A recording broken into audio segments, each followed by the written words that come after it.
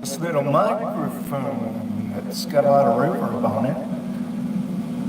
Anybody out there yet? All right. You know what? I lived by myself for almost 33 years. Solitary confinement for like over 20, probably 21 or 22. So, yeah, I'll be all right.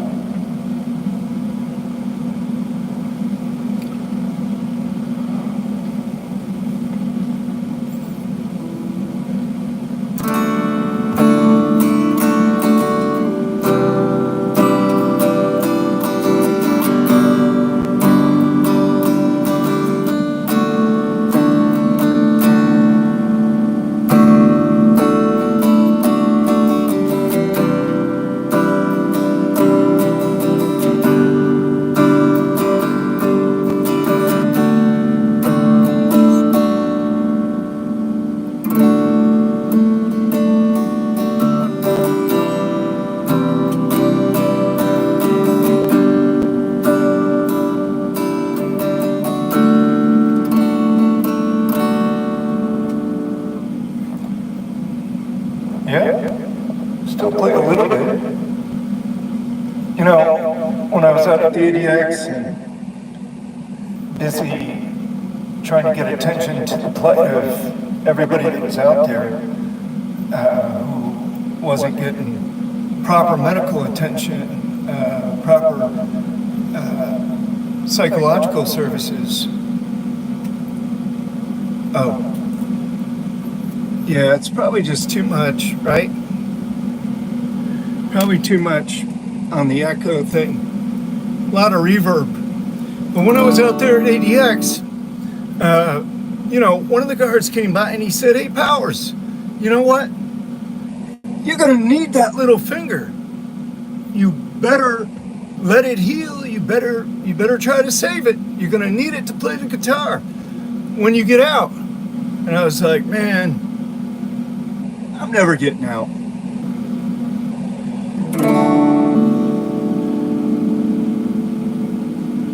Obviously, I was wrong, and he was right. I do need it, but I can still play a little bit without it, even though I wish I did have it.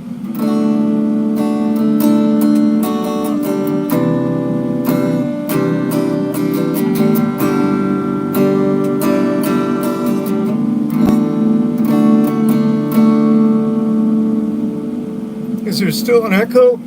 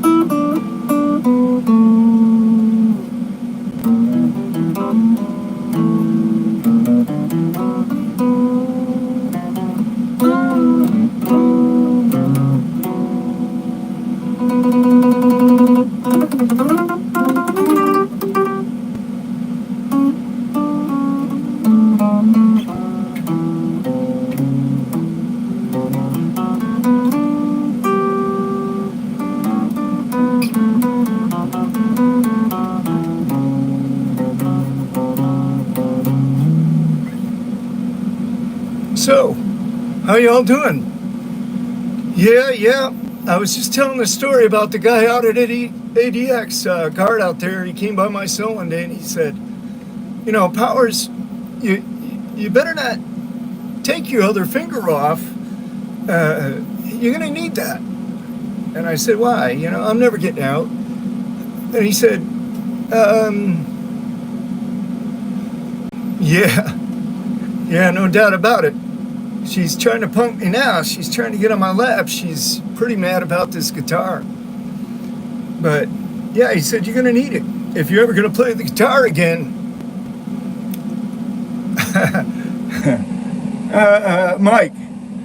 I don't know. I think everybody's got some kind of gifts, some kind of talents, maybe undiscovered, maybe underdeveloped, but Yeah, everybody's got something going on, right? No question about it.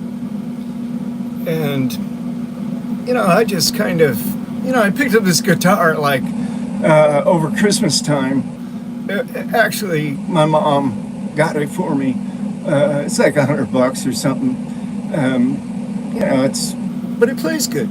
So I have a lot of fun with it. I have some original songs. I'm gonna play a little stuff probably, but yeah, that's what we got to do, Mike. We got to know how to develop those capabilities, those skills and qualities that are within our own hearts and minds. We all have them. They're just, hey, there he is, a Sparky 2. I'm gonna dedicate this song. Well, I don't know if I should dedicate it to you because I guess I could dedicate one of them. I just wrote another one a couple days ago.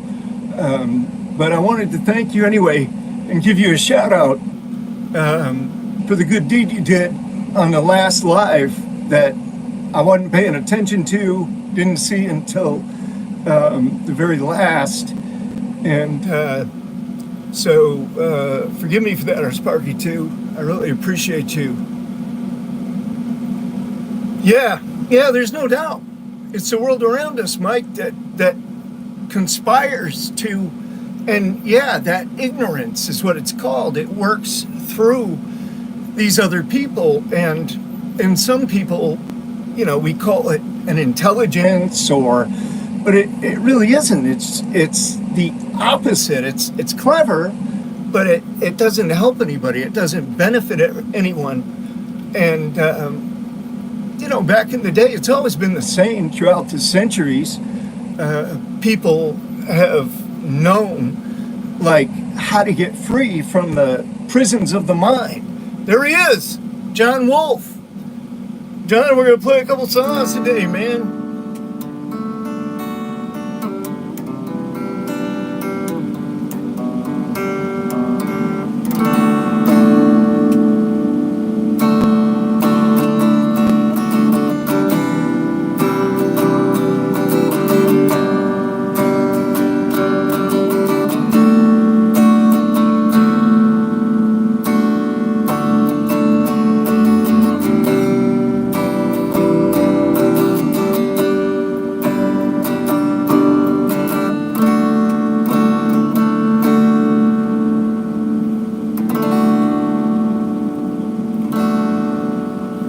Yeah, Johnny, I've got a few.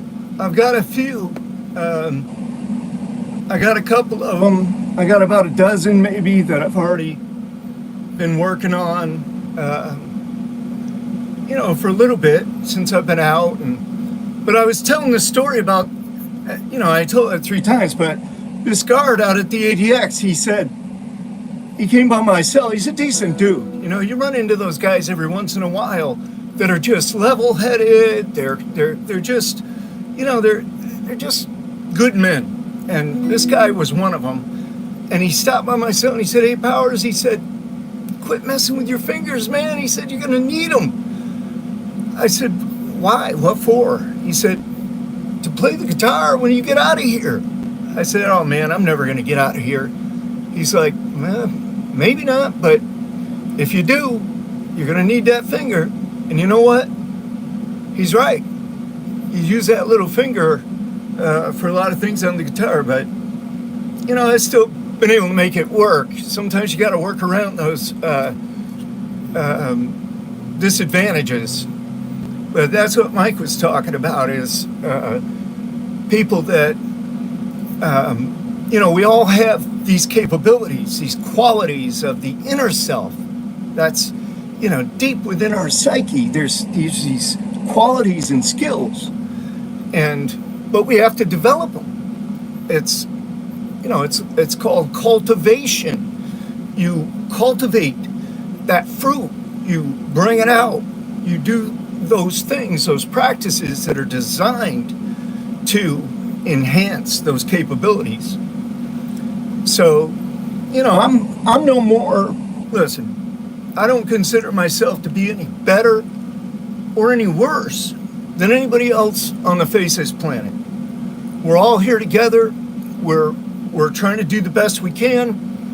I would encourage people to undertake the practices such as meditation that help to bring out these inner qualities, these inner capabilities. But it's every person for themselves, right? But yeah, it's just one of my little hobbies is to work on these little songs every once in a while. And I'll go ahead and play one for you. If I can get this little thing, I've got this little microphone. It's just a cheap little thing. But if I can get it to work, even if I can't, I think I still might be able to do something. But it's got a lot of reverb on it. And some feedback.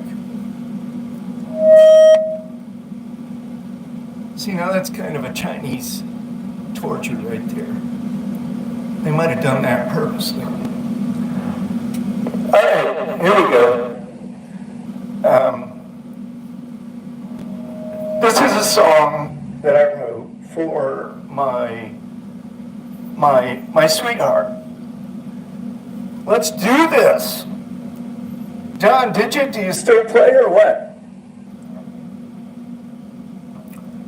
All right, here we go, fellas. This is going to be one of my first performances here, and we're live.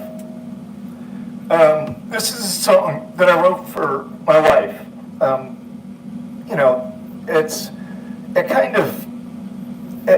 It tells, well, it's kind of self-explanatory. Here we go.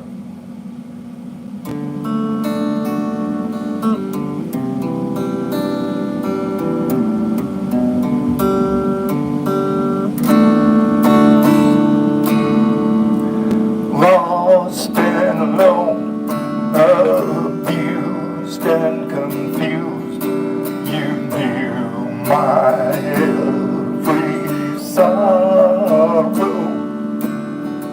Now I know I have with you a beautiful new tomorrow. I'll tell you what you are to me. You are my every energy, my love, my life, my inspiration. You made me new in all creation.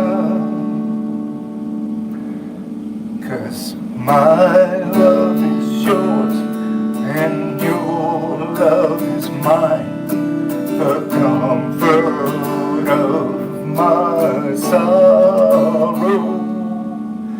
And now I know I have with you a beautiful new tomorrow.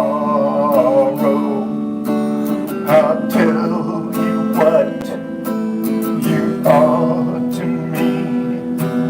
You are my every energy, my love, my life, my inspiration.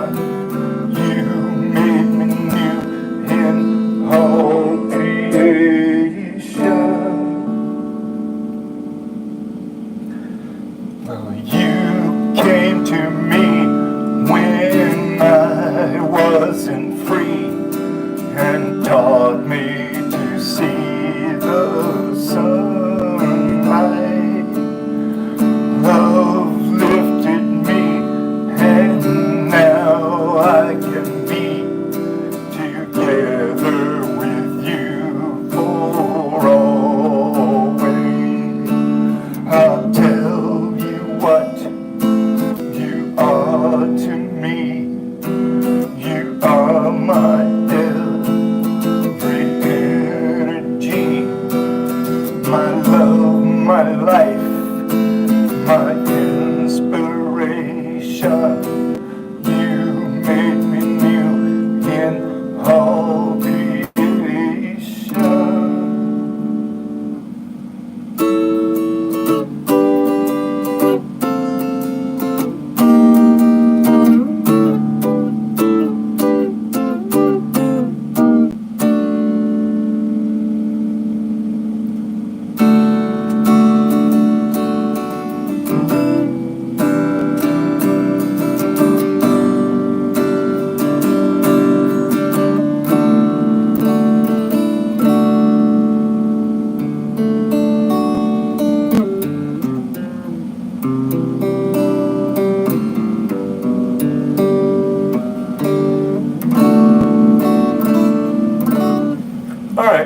needs a little work, but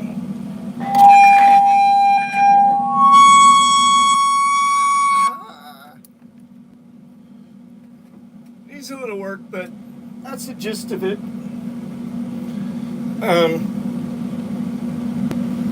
Yeah, I mean, that's what, yeah, it was a real ouchie right there. That's what prison kind of taught me, though. The main message I got out of prison was, thank you, Sparky. Appreciate that, brother. Yeah, feedback. That's what prison taught me was, like,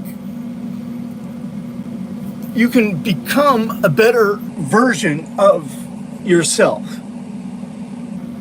Anybody can. And that comes from the inside. It's part of the core of our being. Anybody can add these qualities and skills of the soul, if you will, of the psyche.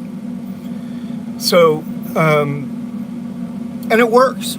It works. I mean, I was able to escape, if you will, the ignorance of the criminal mind, what brought me to prison in the first place, through a lot of hard work, a lot of practice, I was able to do that. I'm not finished. I'm always a work in progress. We all are.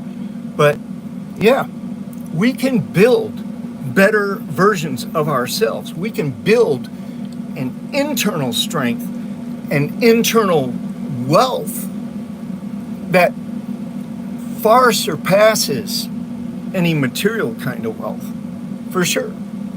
There's no question in my mind. It's just the way it is. It makes you feel good. It makes you feel like you're supposed to feel, I guess, as a human being. And you don't necessarily have to, supplement that feeling. I mean, you can if you want to. There's Jimmy Gunn. Jimmy Gunn, man, you missed my solo act. My first public performance. But yeah, I've just been doing what I need to be doing, and it isn't always fun. It isn't always exciting. A lot of it is just, you just gotta have that self-discipline. You just gotta say, okay, I don't really feel like it, but you know what? I'm gonna do it anyway. And also, you just gotta have some boundaries. You gotta have some boundaries where you say, okay, this here is something that I will do, but this here is something that I won't do. I'm reminded of the song, I Can't Go For That, Hall & Oates, right? No. Yeah, I can't go for that. But yeah, we just have to make some boundaries for ourselves and bring these practices that are going to expand our understanding, expand our consciousness. And that's been the same for, as far as I know, for eons. Whether you call it pure prayer or horizon or, in these days they call it progressive relaxation. It's all the same thing. It's just meditation. You train yourself to breathe correctly and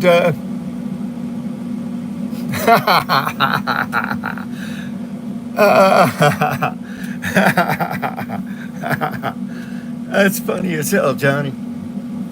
But you might be right about that. No,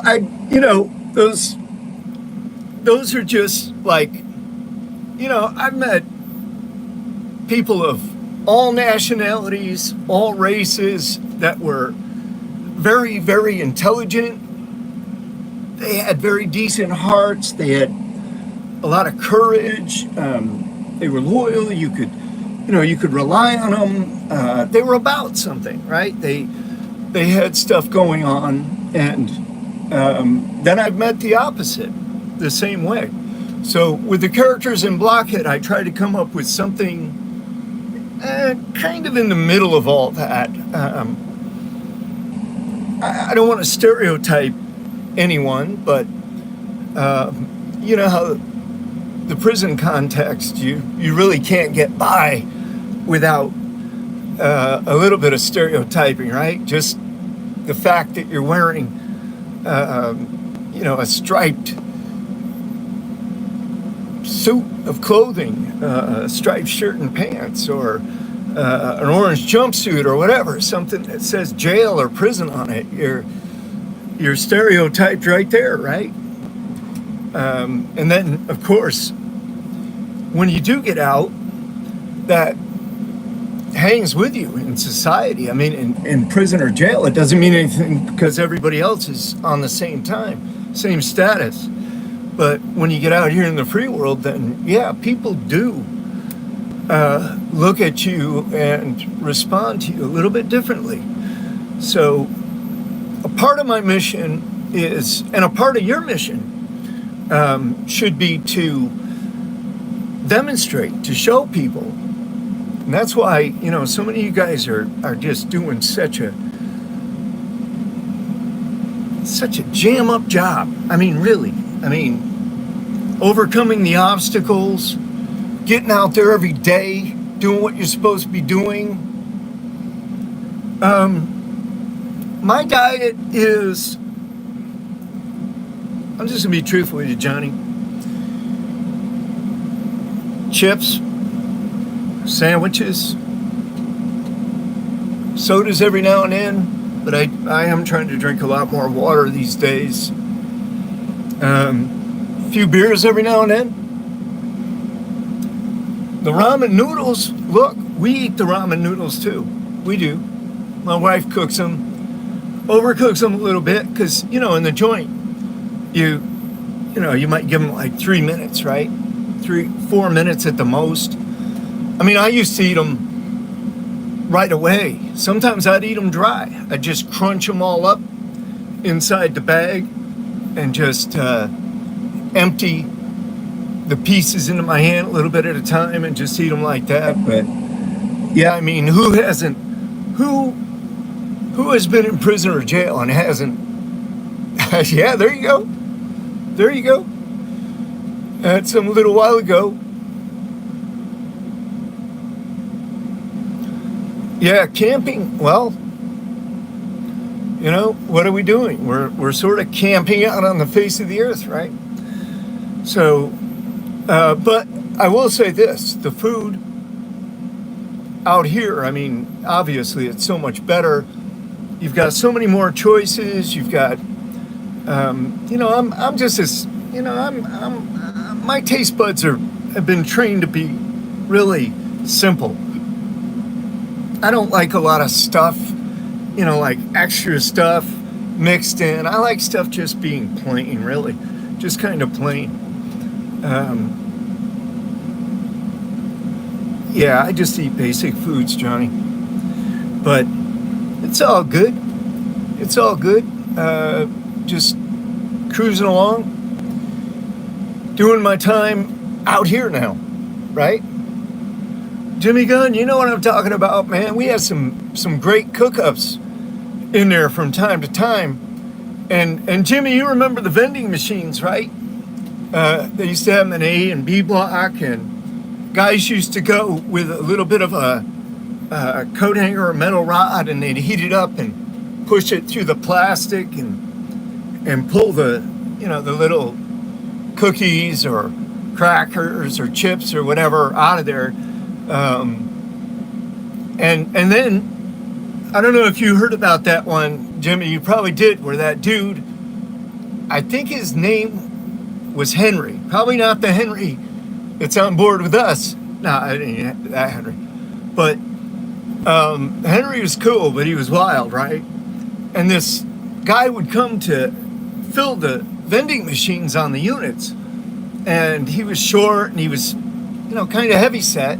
he was an older guy, bald-headed, and sometimes guys would help him get those, get the boxes up the stairs on his little hand cart.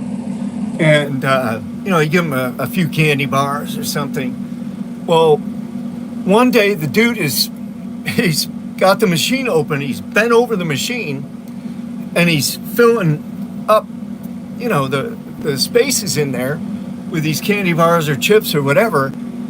And old Henry comes up behind him. You remember, don't you? He snuck up on the dude, right? Bald-headed dude, heavy-set guy, right? Short.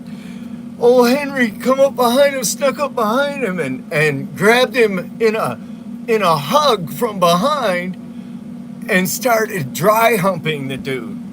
I mean, yeah. I mean, they said that the dude's head turned red like a tomato. And, he finally got out of Henry's clutches and got down to the office down at the end of the range and got the hell out of there. But that was the end of him. And it was the end of our vending machines, too. Shortly thereafter, they came and took those out. So, yeah, there's... Never to be seen again. That guy beat feet for the door, man. Yeah, Henry, of course, he was gaffled up, taken over to the shoe, and I don't know where he ended up. Jimmy, do you remember the guy? Remember the guy in food service? Remember how the warden and everybody used to stand by the wall right there, by the covered wagon where the trays and the silverware and everything was? They'd stand over by that wall and, talk to people that came up or whatever.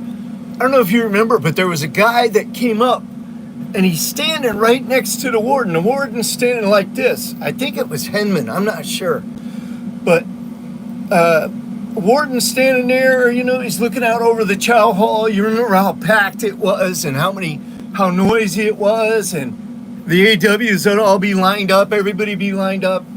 The warden's like this, he's standing up against the wall, and this dude, I don't know who it was.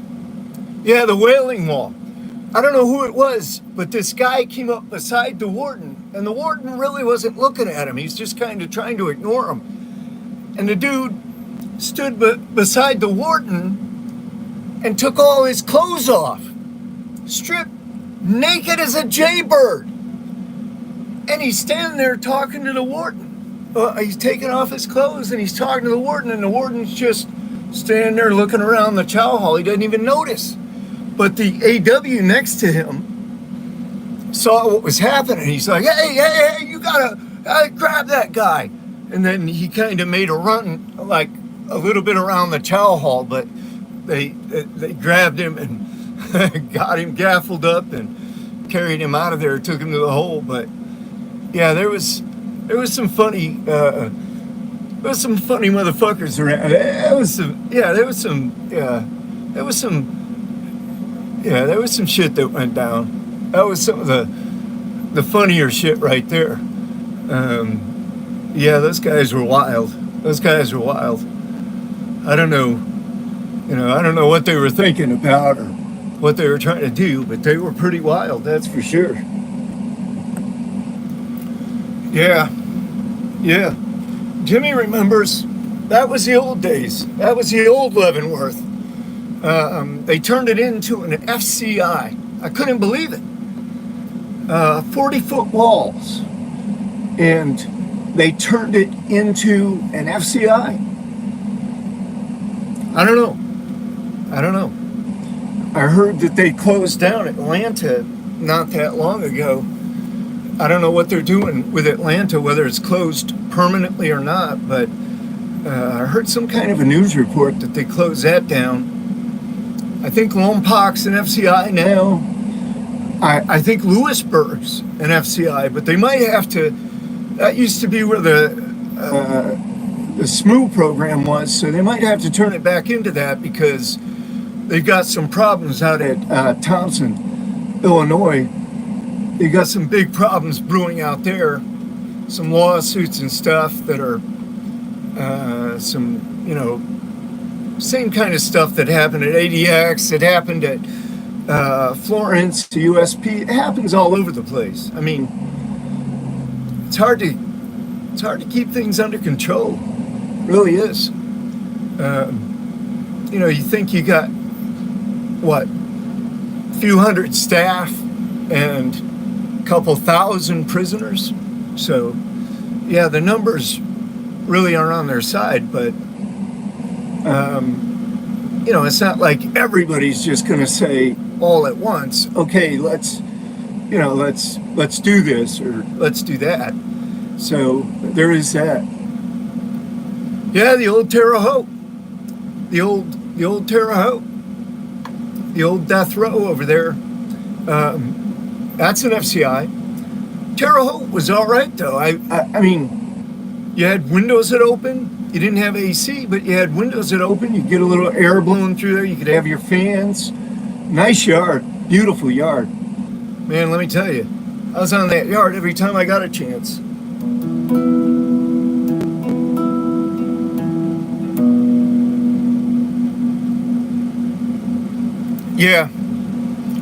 Yeah, well, I mean, human beings just aren't made to live in cages. I mean, come on.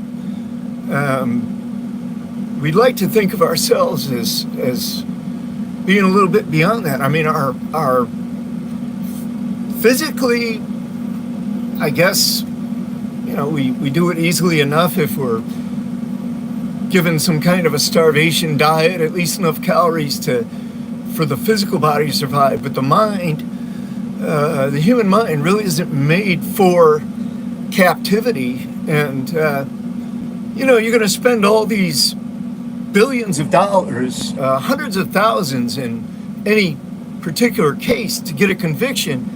And then you're going to just throw everybody into a cage together and leave everyone to their own devices. It's not going to turn out well. Woo, Statesville, Big Bones, yeah, Statesville, man, Joliet, some of those places, man, those state joints, my God, those places used to be rocking. I don't know what they're like now, but yeah, we used to hear stuff all the time about those joints. Yeah, not nice places to be, that's for sure. I wouldn't want to be in the Cook County Jail. I would not want to be in the Cook County Jail for anything. I mean, no. I mean,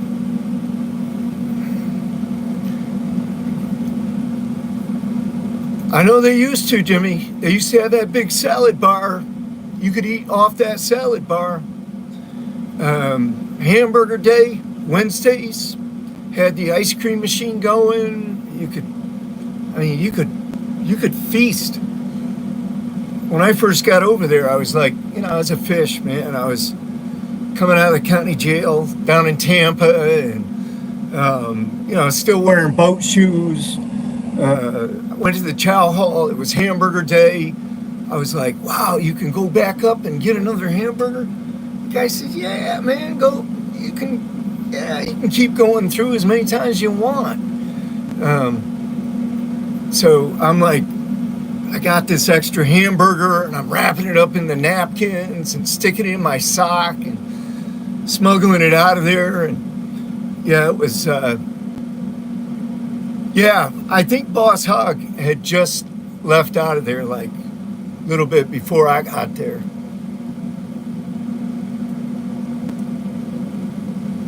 Yeah, I don't like to keep the dogs in cages at all. I don't even like to keep little Emma on a leash. I just don't like doing it. It just feels too restrictive. But I don't know. I guess in some ways we're all restricted in some way or another. I mean, it's just the degree, just the dimensions of that restriction, right? But I think most of it, again, going back to what Mike was saying originally, I think most of it comes from within. The real prison is the prison of the mind. Our thoughts. We get stuck in certain spots. We get stuck with certain feelings and certain thoughts and certain behaviors that we know from an intellectual standpoint it's really not what we want, but we just keep going back to it again and again. But there is a way out. I mean, there is a way to obtain freedom of the heart and mind. But it's like being in this dungeon, right? Everything's dark and these walls are just stone thick, and maybe somebody sneaks you a couple of tools, a chisel or something that could be used as a chisel and something to be used as a hammer. Well, if you don't use it, if you just sit there complaining about your plight, nothing's ever going to happen, right? You've actually got to put some work in. You've got to work on that wall. You got to start chiseling away, and that's where this concept of, for lack of a better term, faith comes into the picture, right? Because you have to believe that there's something on the other side of that wall, that there's freedom, that there's fresh air, that there's something that you have been looking for all along and really need and truly desire. And then you got to work to get there, and it might take a long time. So you got to keep your faith up, and then one day I can guarantee you, if you work at it long enough, you don't have to do big jobs all at once. Work a little bit. It's kind of like Shawshank Redemption, where the dude says, pressure and time. He chiseled that hole in the wall with a little rock hammer. It's symbolic. It's symbolic. One day, you're chiseling away, you're just about to give up on everything, and all of a sudden, chink, you hit that little piece out, and all of a sudden this beam of light comes in, this little pinpoint of light, and you're like, wow, man, it's there, it's really there. So, you get all excited about that, right? And you just, that gives you the motivation to just keep chiseling away.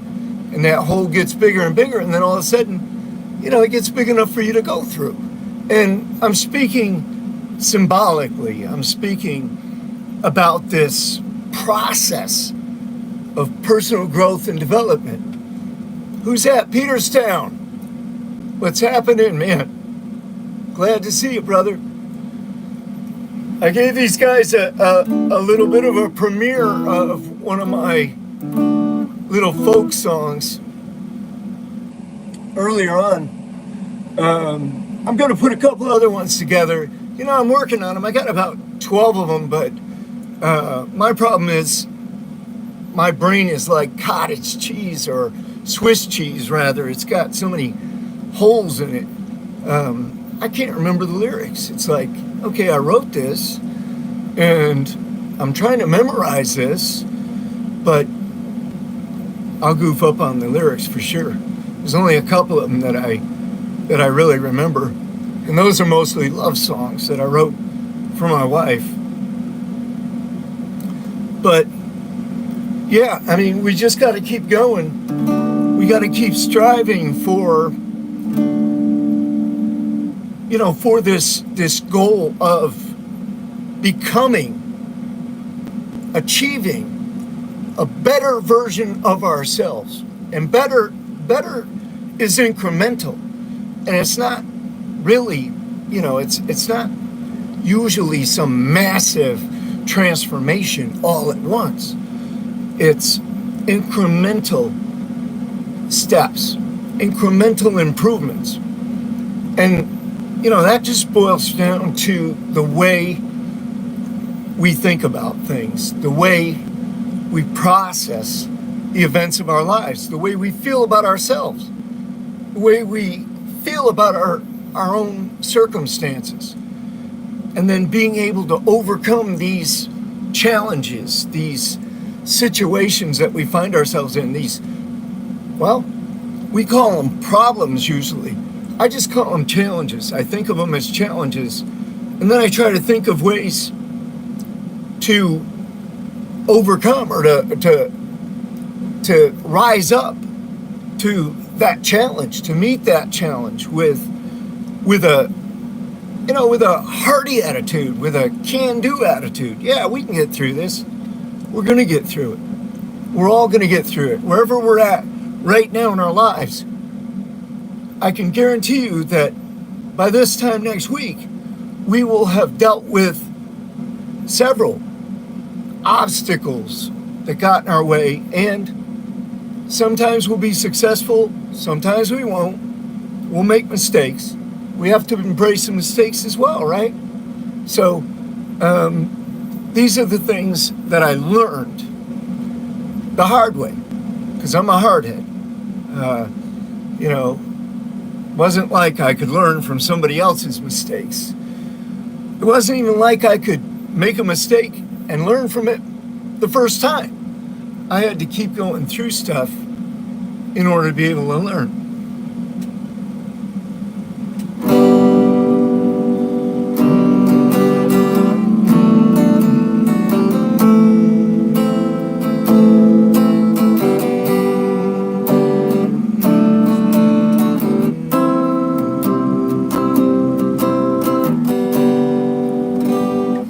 That's it, Bob Dylan song. Yeah, man. I got to get a few of these songs together so that I can just, put them back to back. Maybe go out and do a little busking or something in a parking lot or, somewhere on the street. These places, they have these streets still closed off in the downtown areas, so people do go down there. There's 5 or 6 buskers like every weekend or from Thursday to Sunday or whatever. I'm thinking about getting out there and doing a little bit of that, but I gotta have my act together. You gotta be polished up on that stuff. But what are y'all up to? What have y'all been up to? What are y'all doing out there? Having any fun? Enjoying yourselves? Yeah, Peterstown. The missing finger doesn't help at all. But, like I've been saying, there's certain setbacks, certain things that we just have to work around. And, I've been able to work around it, usually with a lot of bar chords, but yeah, I taught myself, completely self-taught. So, but, I improvise and I do what I can.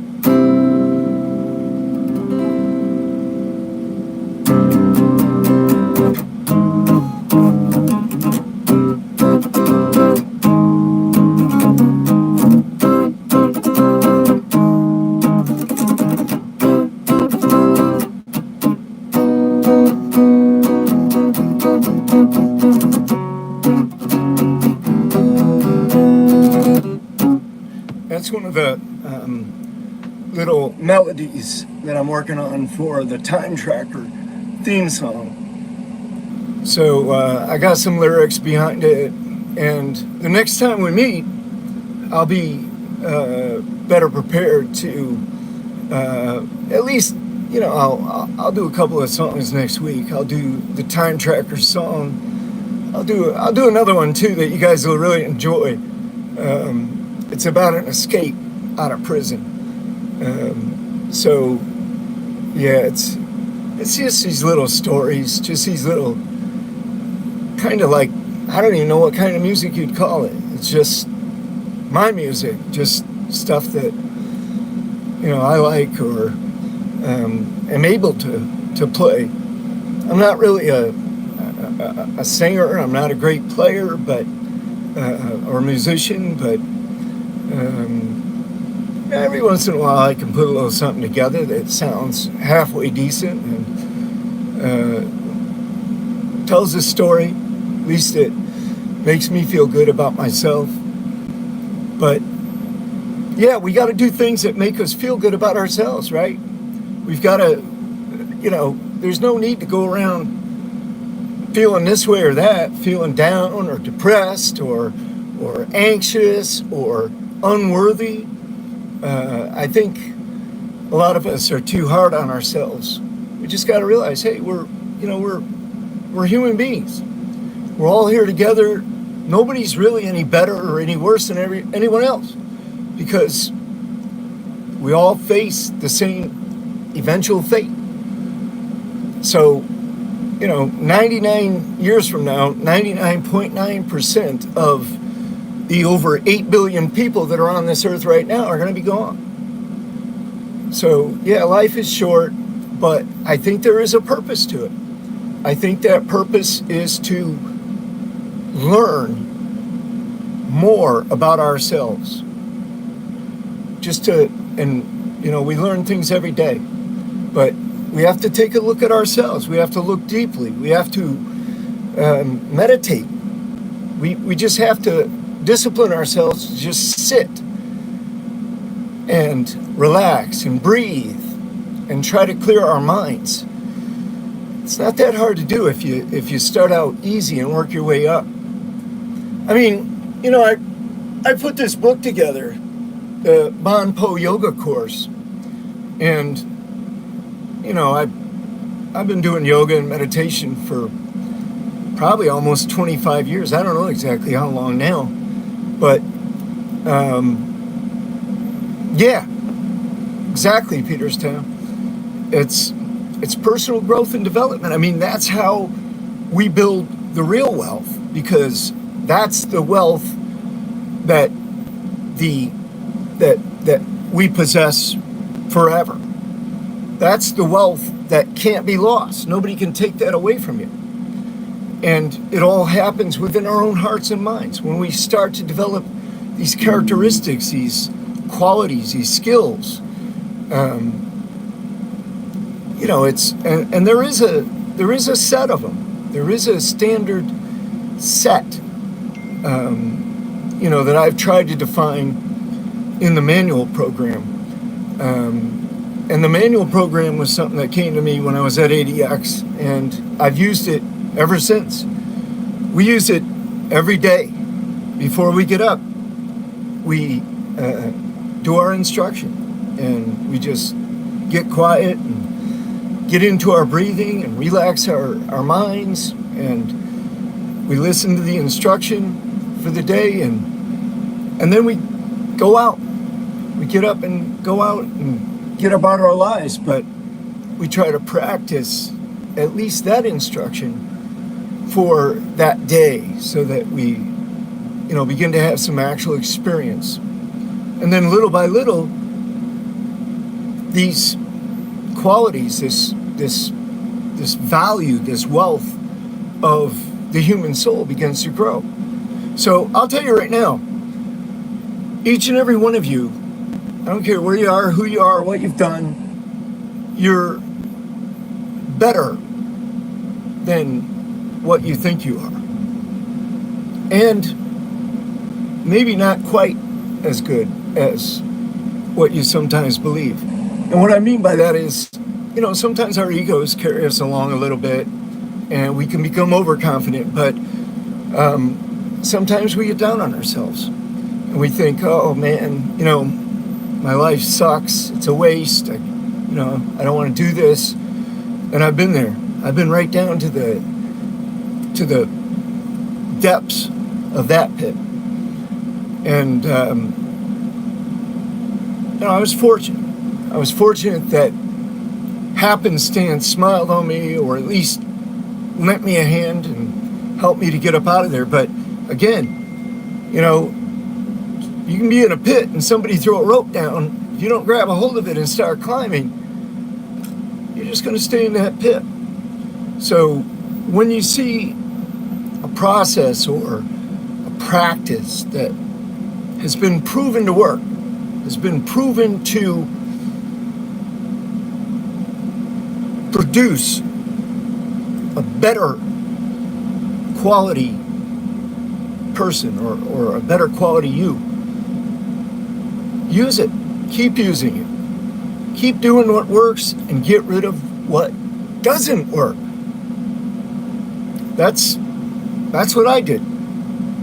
I mean, did I get rid of everything that doesn't work? No, it's not like that. It's not really black and white. Like I say, it's just incremental. It's shades. But if you stay on the path, if you stay on track, you will notice that your strength, your internal strength, the way you feel about yourself, your capabilities will grow. You will notice that you're becoming a better version of yourself. Better version of yourself. And I think that's what we're all kind of striving for. I think that's what this is really all about.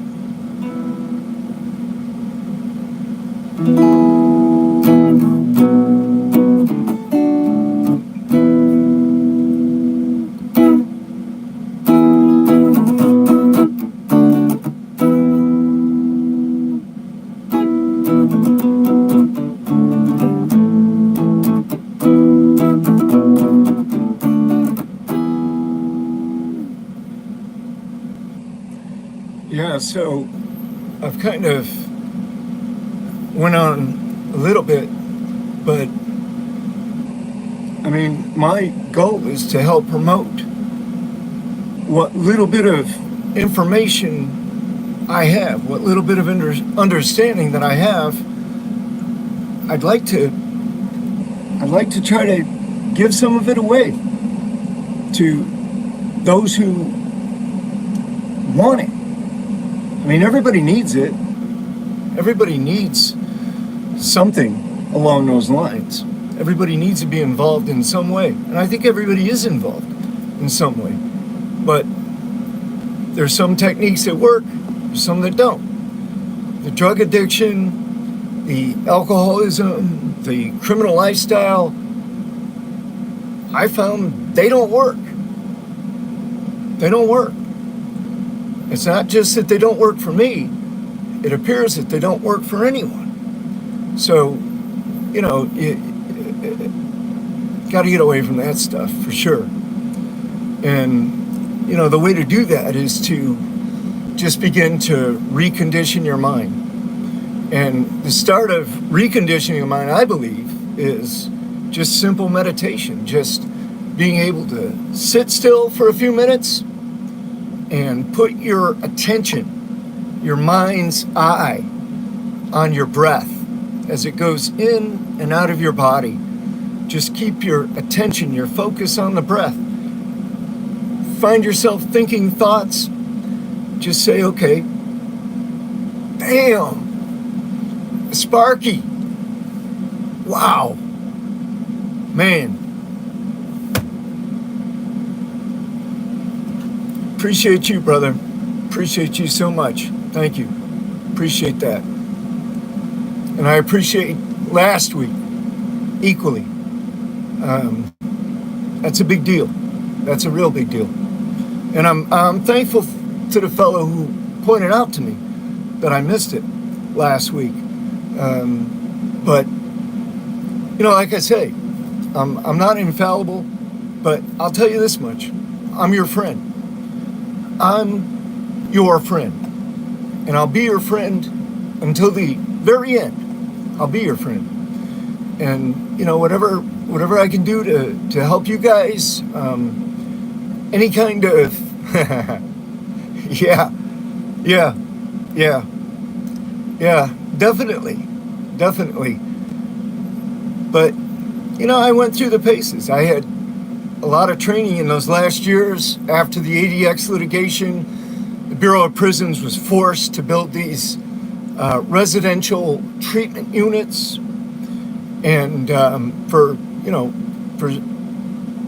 personal growth and development, they were forced to. So, I was in those units for the last 5-6 years of my time. And now I was engaged in the program. I wanted to learn. I wanted to look at myself. I wanted to know more about me. I wanted to know how my own mind worked and why I thought the way I did, why I felt the way I did when certain things occurred. I wanted to look at the patterns. I still want to do that. I still do it. Yesterday was the instruction on introspection. And as many times as I've done it over the past years, it hit me yet a new and different way. I mean, sometimes it's just like that. You get this insight, you get this breakthrough, you get this epiphany, and you say, wow, yeah, that's it. That's it. I just gained something. I just became a better version of myself, just by virtue of putting one foot in front of the other and keeping to the path as best as I can. And let me tell you, I mean, it works. It works. It absolutely works.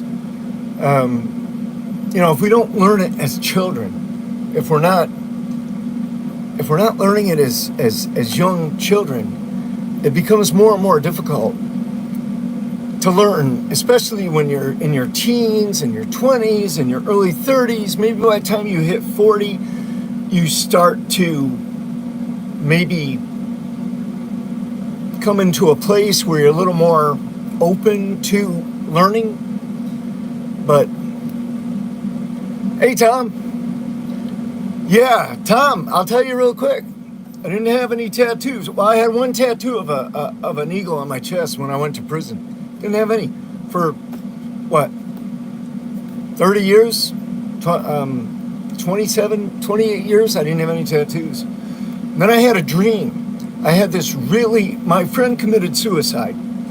Listen, I'm going to have to tell you this story in the next live because there's only a couple minutes left in this one. But yeah, this is it's an interesting story, and I want to tell it. I want to do it justice. So let me tell it to you next week in our next live. And I'll also bring you up to date with some things I've been working on and stuff like that. But I want to know about you guys. I want to know, I love these questions. I love the interactions. Hey, Nick. Good to hear from you, Nick. Yeah, Tom.